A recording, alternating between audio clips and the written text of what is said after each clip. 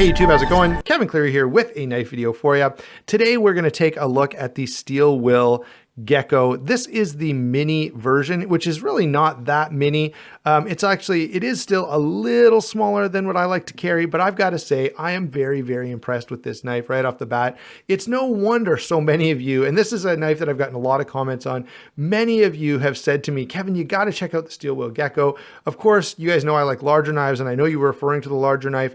This one happens to be visiting right now, and so this is what I've got to work with. If someone's got a large and you want to send it for review, I would love to check it out. I may even try to find one and buy one because this knife has got my interest really, really peaked in the larger one. So anyway, let's go ahead and get into our discussion of this very impressive, although this has been out for a little while, so I'm behind the 8 ball here, but very impressive knife.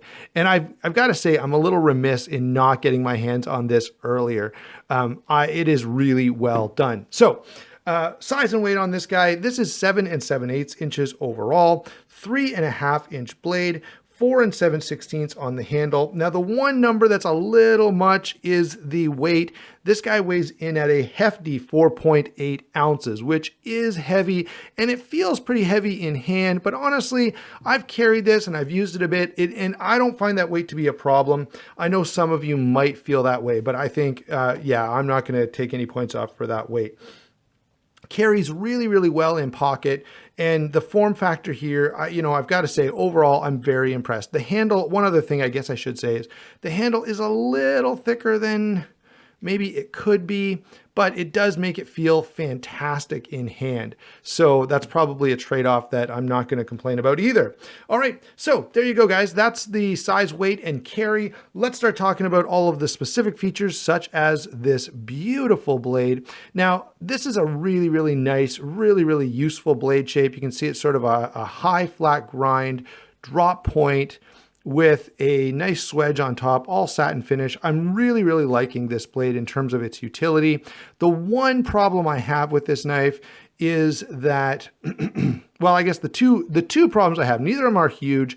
One is the N690 Steel. I'm not a fan of N690. It's sort of similar to VG10, and it's not the worst steel ever, don't get me wrong, but it's just not, for the price point that these go for, which is pretty expensive, I would like to see a slightly higher end steel. Okay, so that's my first point. The second point is, you've got this really nicely done blade with this beautiful crown spine, which, by the way, attention to detail here and on the knife overall is great.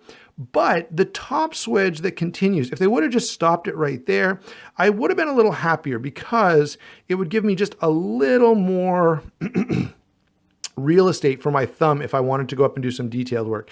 As it stands, you're kind of restricted to keep your thumb back here on the thumb ramp. By the way, the jimping on that ramp is really, really good, so it's not a bad place for your thumb, but I would have liked the option to take this grip. And you can do it, but it gets uncomfortable, I should say, fairly quickly because of the thinness of the top portion of that blade. So overall, guys, I'm really impressed with this blade. Again, I wish the ergonomics were set up just a little bit different, and I wish the steel was better than N690. But with those two things said, one, N690 is fine. It's not as if it's a crappy steel or anything like that.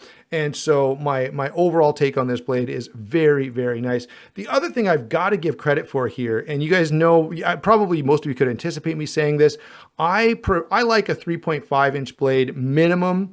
Every once in a while I'll make an exception to that. But the fact that Steel Will got that 3.5 inch blade in a knife that's only 7 7/8, again, I think that's a really, really good job. Lockup and deployment on this guy, it's a mid back lock. There is some nice jimping there on the spine. You need to be really careful, I will say, closing this knife. I'm going to demonstrate for you. Now I've kind of got the table to protect me, but notice that when you close this guy, if you do the cold steel thing where you kind of let it drop onto your finger, it's the blade that's going to be hitting your finger. Now, I know you could probably be careful and make sure it doesn't cut you and all that, but this to me is essentially a two-hand closing knife. Now it's one-hand opening, and I'm going to try to, yeah, it's hard to flick. With a little bit of wrist, I can flick it, but that's because that backlock is putting constant pressure on the tang of the blade, and that's pretty typical. If you have a lot of backlock knives, you know that's kind of a thing. They don't normally flick as well. Honestly, I don't think that's the end of the world for a knife. And I'm really, you know, if you know that that's going to be the case with the back lock, then, you know, I think it's fine. So action is very, very nice on this. I will say this, it feels incredibly refined. Everything about it, when you unlock the knife, I'm going to just use my pointer there to hopefully, well, guess I'm not. But when you unlock the knife and when you move it through that range of motion, it just feels smooth and solid and really, really well done. So I've got to say the quality on this, the feel, the tightness, just everything that you look for in a really well-built knife, this absolutely has that. And so action on this, it's not a flickable knife. It's not a great fidget knife.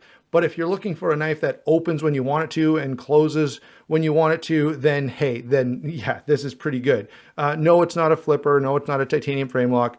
For some of you, I know you don't like backlocks. I'm kind of a fan of backlocks, and they aren't always as flippable as an equivalent in some other kind of lock. So that's kind of what you get when you go with a backlock, and it's a fairly stiff backlock. So action, I've got to say, I'm very impressed with. It's smooth, it's well built.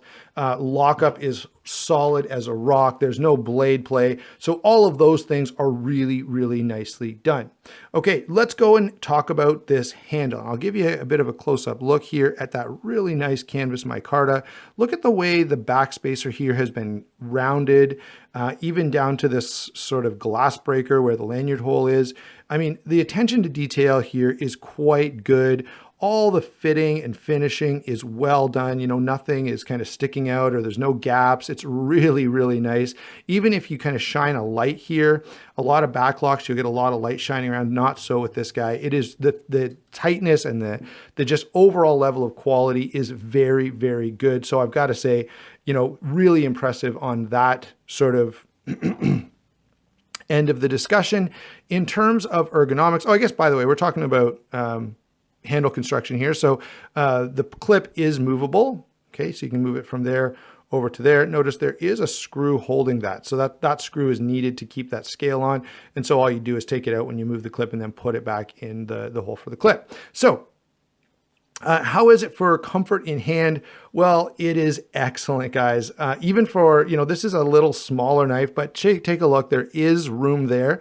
I guess I should say the grip area, and I've never measured it until right now. I didn't even think of it when I was testing and stuff. And so you've got about 3 5/8 for your grip area on this guy. For me, that's plenty. And as I've said in many videos, I wear about a size large glove, but I wouldn't want this to be any smaller. Okay, if it was a little bit smaller, I would be complaining a little because I wouldn't quite have enough real estate.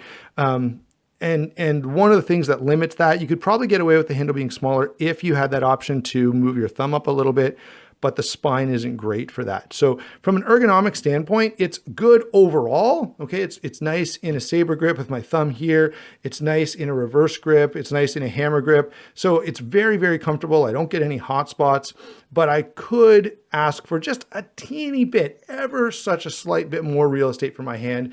And I'm sure that's one of the reasons that I would probably like the larger version of this knife a little bit more. Okay, so what about comparisons? Well, this is a pretty good knife.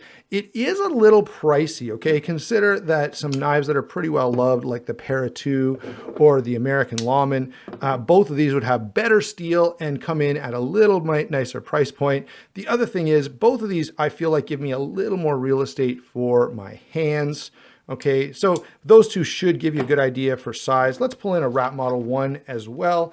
And then I'll try to share some, I think both of those, the Lawman especially being a little smaller would be a probably good competitive option. There's a Rat Model 1 to show you kind of the size here. And of course, if we were looking at the bigger one, that would be quite a bit different. Oh, here's a great comparison. Very, you know, equal in quality. Again, a little pricier. You can see these are very close in size, but this is the North Arm Knives Skaha. Absolutely great knife. Now, the difference is going to be, in order to buy this, you're going to have to sign up and wait until North Arm Knives is able to make you one. What else have we got here? Here is a zero tolerance 0770. Again, similar in size, very lightweight, similar in price as well. I tried to find some slightly more expensive knives to kind of share with you here. One other knife that I think compares well to this and can be had for a very attractive price point. Now, this is even a little bit smaller. You're still getting the 3.5 inches of blade steel. It's S35 VN, and this is a Kaiser Cordo, and you can pick these up for, you know, less than 150 bucks, which again shows, you know, that's a pretty decent value. Finally, of course, we need to add in the cold steel Formax. You know, we're talking about backlocks here. We're talking about well-built, high-quality backlocks. I think this is a great example. And again, this kind of shows my leanings are towards slightly larger knives. So again, that reiterates my need to check out the larger version of this guy. Although, okay, let's imagine this was a standalone knife. There was no larger version. I've got to tell you, overall, I am pretty impressed with this knife. It feels good in hand. The blade is great in terms of design, in terms of finishes, in terms of utility. You know, this is a real win, guys. If you are at all interested in this knife, if you like high quality knives, if you like good, useful cutting tools, I think this is a great blade, and I don't think anyone would be disappointed with it. And I've got to say, for me to be as impressed as I am with a knife that's a little smaller than I would like it to be, you know, if you like knives in this size, I think you'll be blown away. Thanks for watching. Don't forget to like and subscribe, and we will talk to you soon.